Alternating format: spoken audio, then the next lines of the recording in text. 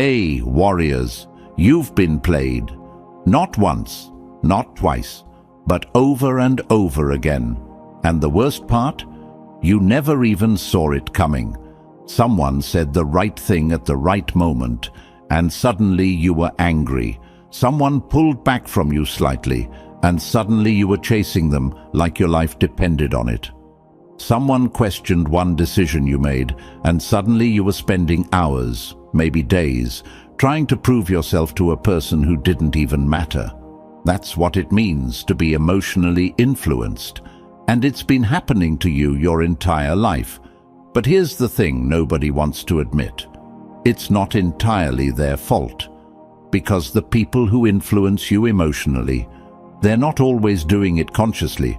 Most of them are operating on pure instinct, pushing buttons, pulling strings, triggering reactions, because somewhere along the way, they figured out that your emotions are a lever, and when they pull that lever, you move. You respond when you should stay quiet. You defend yourself to people who made up their minds before you even opened your mouth. You chase people who were counting on that exact behavior.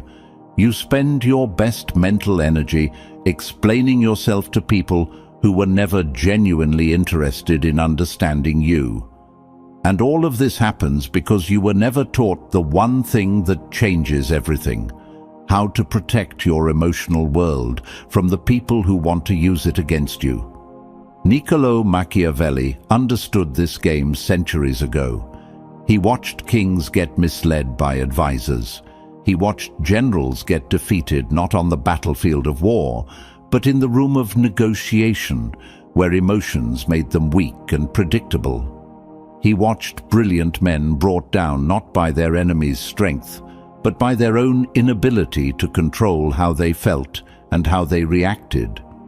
And from all of that observation, from all of that study, he extracted the truth that most people spend their whole lives never learning. The person who controls their emotions in any interaction controls the outcome of that interaction. Every single time. That's what today is about. I'm going to give you 7 principles, 7 psychology strategies rooted in Machiavellian thinking that will make you completely impossible to emotionally influence. After today, nobody pulls your strings without your permission. After today, nobody uses your emotions against you. After today, you become the most emotionally grounded version of yourself that has ever existed. Before we begin, I want you to drop this affirmation in the comments: nobody influences me. Let's get into it. Number 1, understand the game before you refuse to play it. Here's the mistake almost everyone makes. They try to protect themselves from emotional influence without ever understanding how emotional influence actually works. They're defending against an attack they've never studied. And that's exactly why they keep losing. So before we talk about how to protect yourself, you need to understand the mechanics. You need to see the system. Because once you understand exactly how people trigger your emotions without you realizing it, their tactics lose power completely. Here's the foundation of all emotional influence.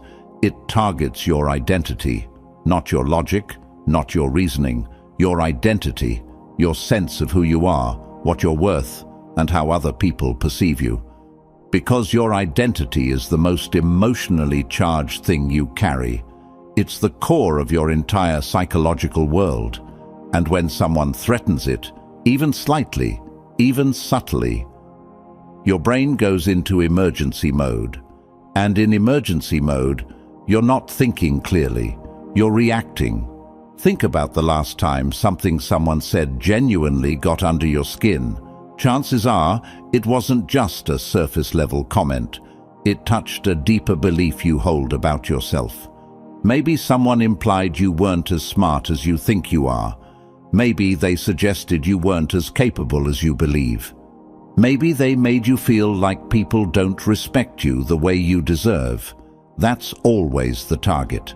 That's always the entry point. Skilled emotional influencers, even the ones doing it unconsciously, find that target and press it. They make a comment that questions your competence.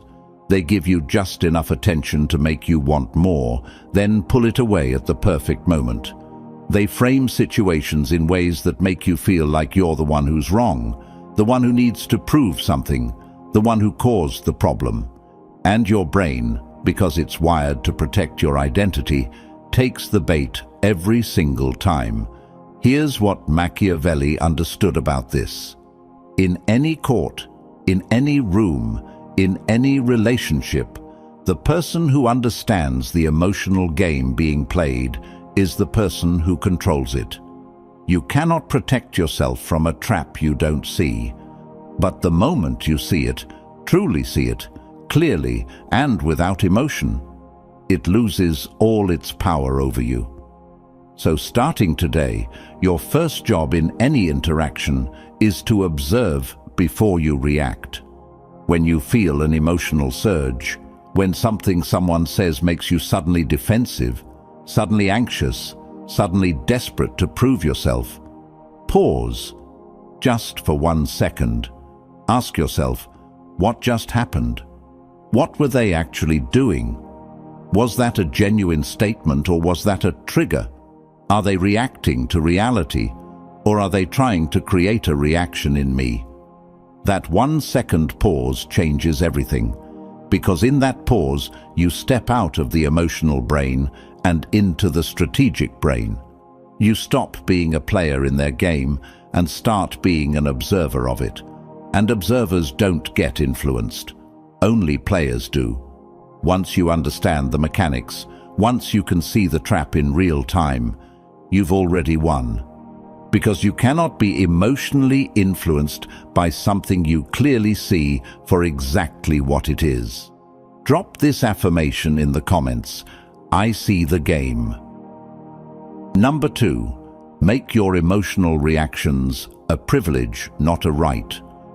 Most people treat their emotional reactions like they're public property.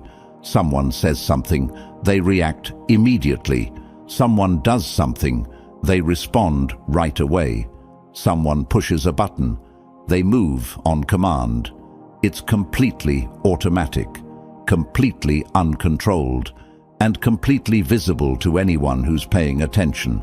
That visibility is the problem, because your emotional reactions are information. Every time you visibly react to something, you're telling the world exactly what matters to you. You're handing them a detailed map of your vulnerabilities. You're showing them precisely which buttons to press the next time they want to get a result from you. Machiavelli wrote about this in the context of political survival. Leaders who wore their emotions openly became easy targets. Their advisors knew how to please them, which meant they also knew how to influence them. Their enemies knew what provoked them, which meant they could predict and control their behavior. The solution was to make emotional reactions a controlled, deliberate choice rather than an automatic public performance. And that's exactly what you need to do. Here's the principle. You are allowed to feel everything. Anger, hurt, frustration, jealousy, fear, all of it is valid, all of it is human. You don't suppress emotions. What you do is stop performing them for an audience that doesn't deserve the show. Feeling hurt is human. Showing that hurt to the person who caused it in real time, giving them the satisfaction of knowing they got to you, that's giving away power. There is a massive difference between experiencing an emotion internally and broadcasting it externally, and the most psychologically powerful people in the world have mastered that difference completely. When someone says something designed to provoke you and they see no reaction, not forced calm, not suppressed rage barely contained, but genuine settled indifference, they lose instantly. Because they fired an attempt expecting an explosion and got nothing, and that nothing communicates something powerful. You don't matter enough to move me. Practice this starting today, not by becoming cold, but by creating a gap between what you feel and what you show. Feel it privately, process it internally, But in your visible behavior, in your external interactions, you choose what you display. You choose when, to whom, and how much. Your emotional world becomes private property. And private property has a gate. That gate has a lock, and you hold the only key. When you operate from that place, people stop having the ability to use your own feelings against you, because they can no longer see your feelings clearly enough to aim at them. Drop this affirmation in the comments. My reactions are mine to give. Number 3, remove the reward from every influence attempt. People keep doing what works. If a behavior gets them what they want from you, they will repeat that behavior. Always, without exception. And this is precisely why you keep experiencing the same influence tactics from the same people in an endless loop. Because somewhere along the way, those tactics produced results, and you never stopped them from producing results. Think about this carefully. When someone guilt trips you and you eventually give in, what have you taught them? That guilt works on you. When someone withdraws emotionally and you're the first one to reach out, anxious to restore the connection, what have you shown them? That pulling away makes you chase. When someone questions your decisions and you immediately launch into a lengthy defense, what have you communicated? That challenging you is the fastest way to get all of your attention and energy focused on them. Every single one of those responses is a reward, and rewarded behavior gets repeated indefinitely. Machiavelli understood this dynamic in terms of court politics. Advisors and rivals who wanted to control a powerful figure would find the behaviors that produced results: flattery, manufactured urgency, deliberate provocations, and they would use those behaviors relentlessly. The only way to end the influence was to end the reward system. The same principle applies directly to your life. If you want someone to stop emotionally influencing you, you need to remove every reward from their attempts. Not aggressively, not dramatically, quietly, systematically, and completely.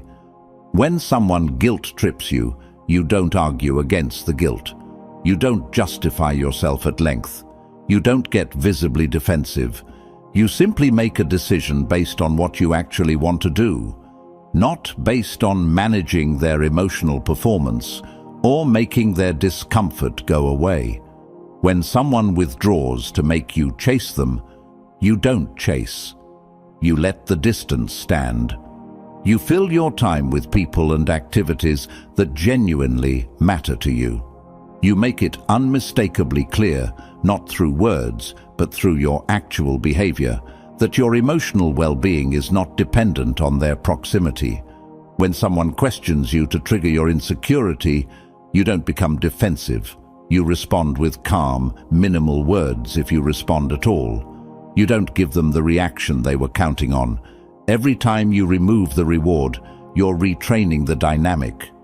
You're communicating at a subconscious level that these tactics don't produce results with you anymore. And people, this is basic human psychology, stop using approaches that consistently fail to work. They either adjust to you on your terms, or they find someone else who's easier to influence. Either way, you win. The influence only continues because it keeps working. Take away the result, and you take away the incentive. It's that direct. Number 4, use emotional neutrality as a mirror. Most people think emotional neutrality is purely defensive, a way to protect yourself by not reacting. But neutrality, used with real intention, is actually far more active than that. It functions as a mirror that reflects people's own behavior back at them in a way that genuinely unsettles them. Here's how it works. When someone approaches you with charged emotional energy, anger, pressure, passive aggression, dramatic urgency, they're carrying an expectation. That expectation is that you'll match their energy in some way. You'll get defensive so they can argue. You'll get emotional so they can claim instability on your part. You'll scramble to fix things so they can feel the power of having caused your discomfort. They need a reaction from you to complete their emotional loop. When you respond instead with complete neutrality, calm, steady, genuinely unaffected, you break that loop. The emotional energy they brought into the interaction has nowhere to go, so it turns back toward them. They find themselves facing their own behavior with nothing between them and it.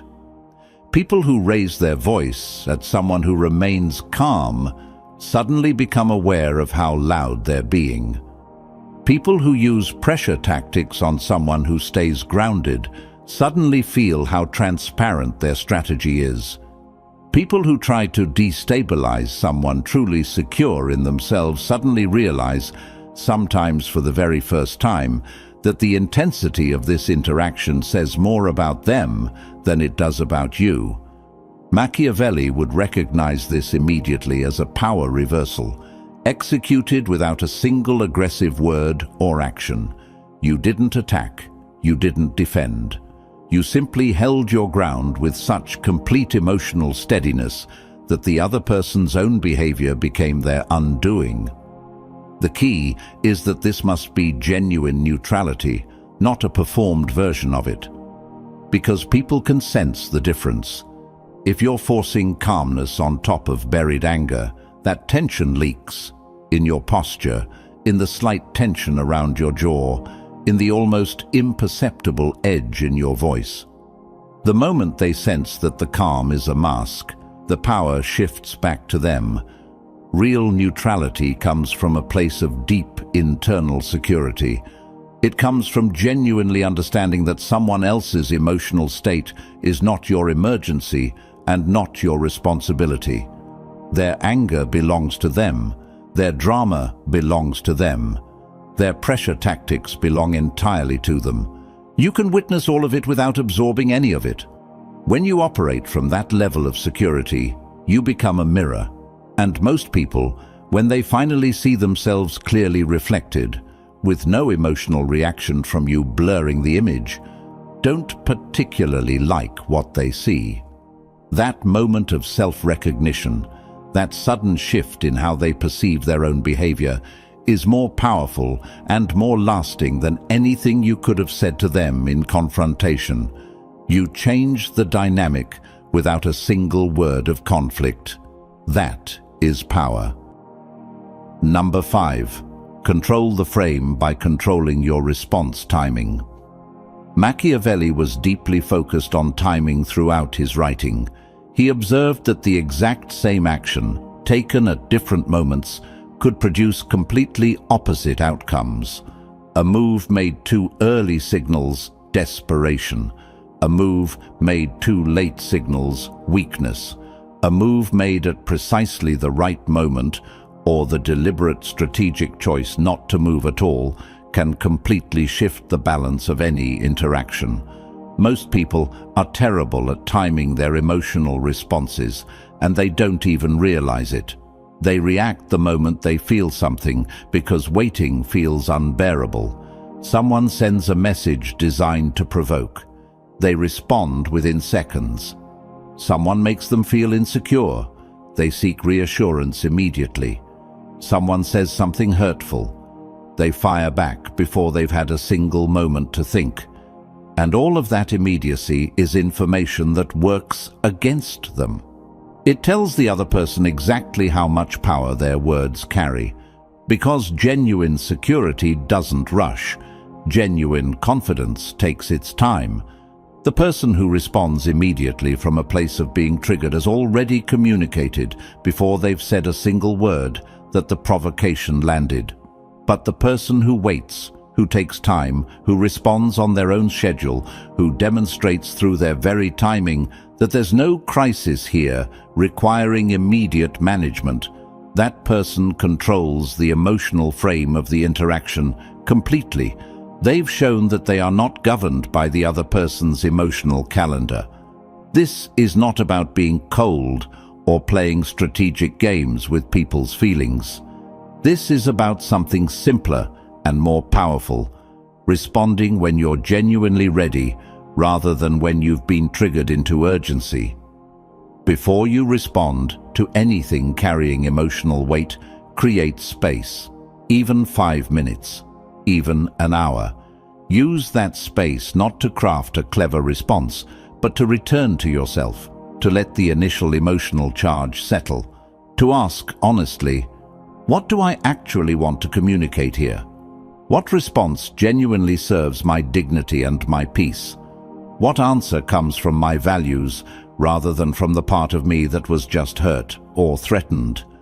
The response that emerges from that space is always cleaner, always more composed, always more powerful than whatever your reactive mind would have produced in that first raw, unprocessed moment.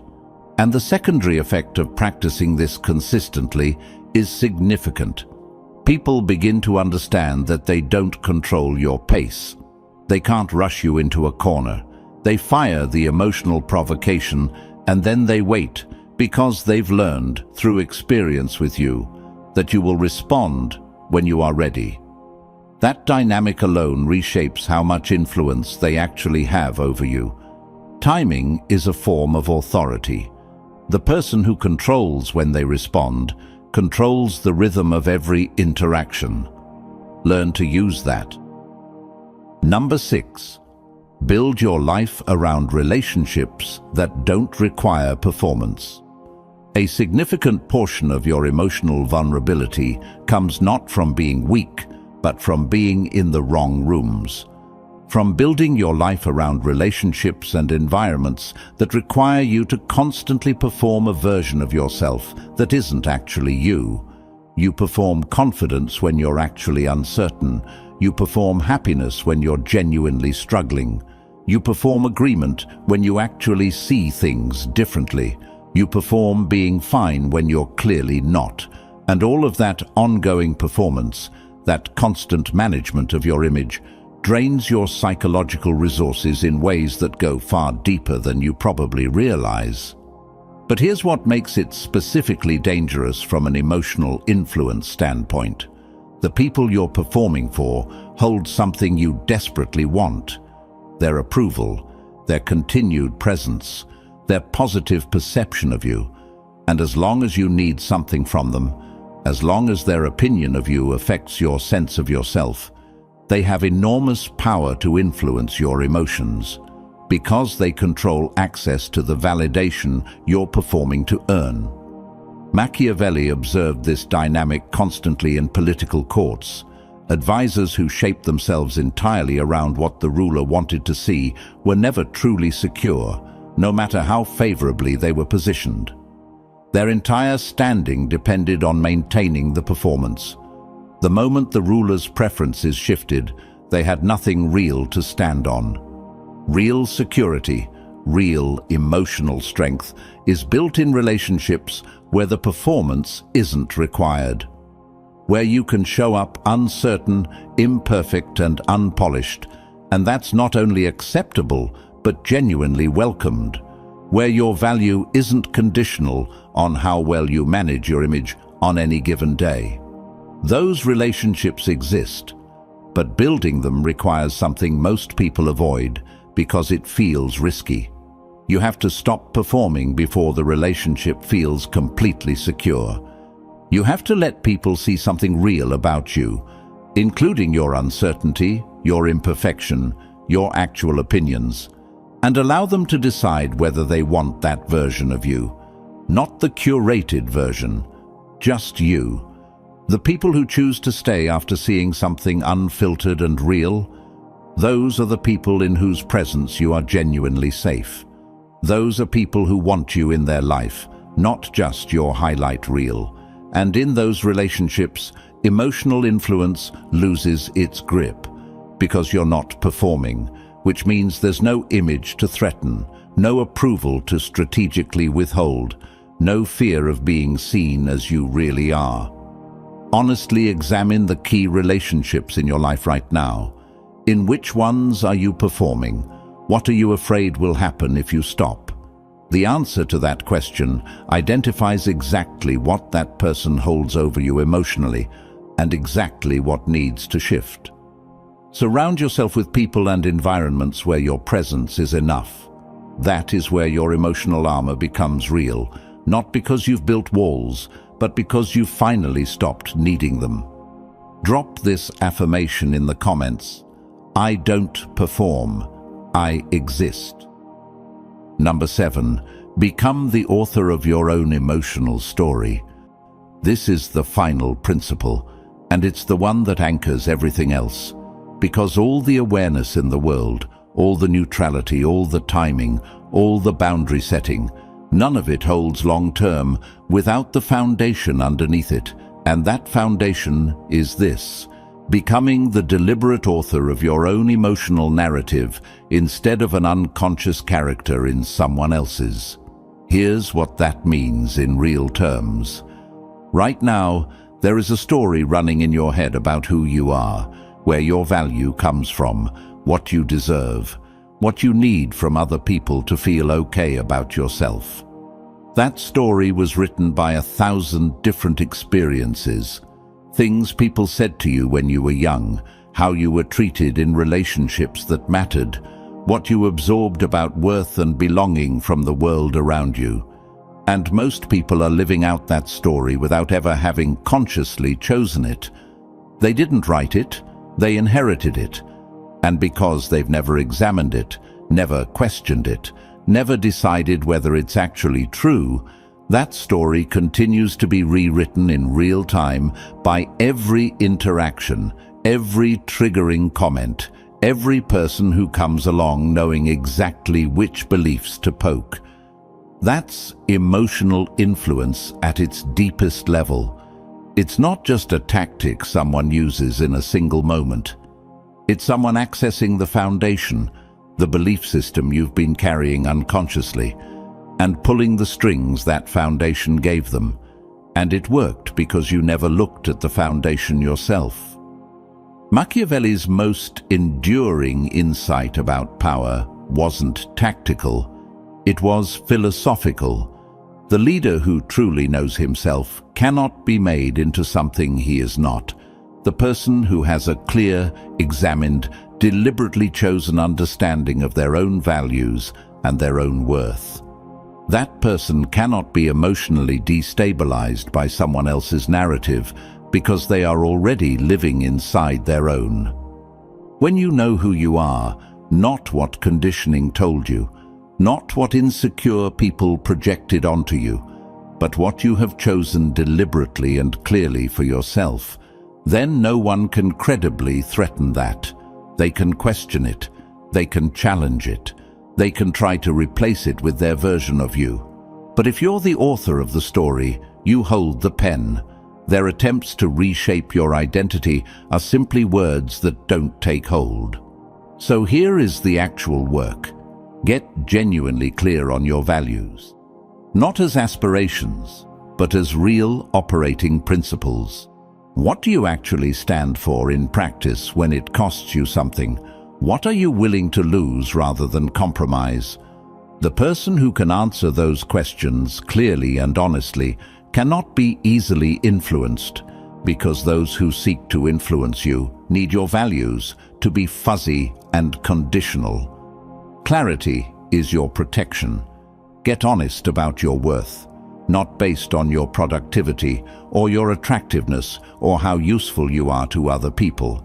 As a baseline, what are you worth simply as a person before you've done anything to prove it? If you can't answer that from a place of genuine certainty, then anyone who offers to define your worth for you becomes a risk.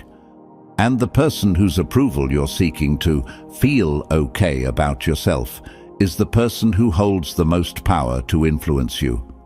Get real about what you actually need, not what the wounded parts of you crave, not the validation and constant reassurance that the insecure self hungers, but what you genuinely need to live with integrity and peace. When you know that concretely, you stop unconsciously outsourcing your emotional stability to other people's behavior. You stop needing them to act a certain way so you can feel a certain way. And the person who doesn't need you in a desperate, unexamined way is the person you simply cannot influence because there's no leverage available. This is the deepest form of emotional protection that exists. It's not armor you construct over your existing wounds. It's examining the wounds themselves, understanding where they came from, deciding what's actually true about you, and building from that truth rather than from the fear. You become someone who cannot be influenced, not because you've become unreachable, but because there is nothing inside you that fear still owns, because you have already looked at yourself clearly, chosen yourself deliberately, and built your identity on something real enough that no one else's opinion of you can shake its foundation. That's what untouchable actually means. Not invulnerable to life, not closed off from people, but so grounded in yourself that when the storm of someone else's pressure comes, you bend, but you don't break. You feel it, but you don't become it, and you return to yourself completely every single time. Become the author, pick up the pen, and watch how the people who used to move you discover they no longer have access to the controls. Let's talk about what you now have. You came into this knowing something was wrong, that you kept reacting when you didn't want to, that you kept getting pulled into emotional situations that drained and destabilized you, that the same patterns kept repeating with different people, and no matter what you tried, the cycle wouldn't break. Now you understand exactly why and exactly what to do about it. You've learned that emotional influence always targets identity, and that the only real protection is knowing your identity so completely and deliberately that no one else can threaten it. You've learned that your emotional reactions are valuable information, and that showing them freely to people who don't deserve them is one of the most fundamental ways you give your power away. You've learned that influence survives only as long as it's rewarded, and that removing the reward is the most direct, most effective way to end the cycle. You've learned that emotional neutrality is not passivity. It's an active mirror that turns other people's energy back on them and forces an honest self-reckoning they didn't expect. You've learned that timing is a form of authority, and that the person who responds from genuine readiness rather than triggered urgency controls the frame of every interaction. You've learned that performance-based relationships are the source of your deepest emotional vulnerability, and that building connections where you don't have to perform is not a luxury, but a necessity. And finally, you've learned that all of it rests on a single foundation: becoming the conscious, deliberate author of your own emotional story. Choosing your values, your worth, and your identity with such clarity that no one else's narrative can overwrite it. These are not just ideas. These are operating principles, laws for how you move through the world from this point forward. And if you apply them, not occasionally, not when it's easy, but consistently in every interaction, starting right now, something will shift that you will feel immediately. The people who used to drain you will stop getting the result they came for. The tactics that used to work on you will stop working. The emotional chaos that seemed to follow you will quiet down. Not because the world became gentler, but because you became more grounded than the chaos can reach. You'll be genuinely difficult to influence, not because you closed yourself off from life, but because you finally took back authorship of your own emotional world and decided that your peace, your attention, and your reactions belong to you alone, and they are not available to just anyone who decides to reach for them. Machiavelli spent his life studying what separates the people who thrive and lead from the people who get overwhelmed and left behind. Across every court and every power struggle he observed, the answer was always the same: The ones who mastered themselves could not be mastered by anyone else. That mastery is available to you, right now, not eventually, now. Because the moment you genuinely decide that you are the author of your emotional story, that is the moment the game changes, permanently. So, I'm going to ask you one final time. Are you done getting influenced? If the answer is yes, prove it. Drop this affirmation in the comments right now. I am uninfluenceable. If this shifted something in how you see yourself, hit that like button and share this with someone who's been stuck in the same patterns. Someone who needs to hear that they don't have to keep handing their power away. Subscribe to this channel, because we're building something here, a community of people who have chosen to operate from power instead of reaction, from clarity instead of confusion, from genuine strength instead of performance. You are uninfluenceable now. Act like it.